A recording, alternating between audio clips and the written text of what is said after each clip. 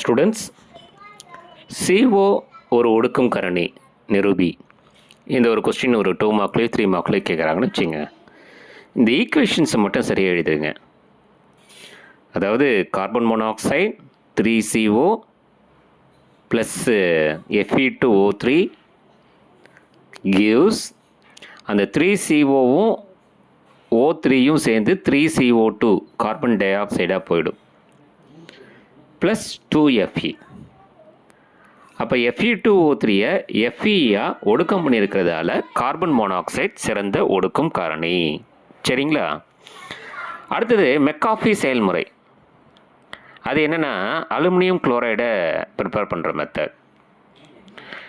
Alumina plus carbon plus chlorine 2Al2O3 plus 3 carbon plus 6Cl2 gives 4AlCl3 aluminium chloride plus carbon di oxide.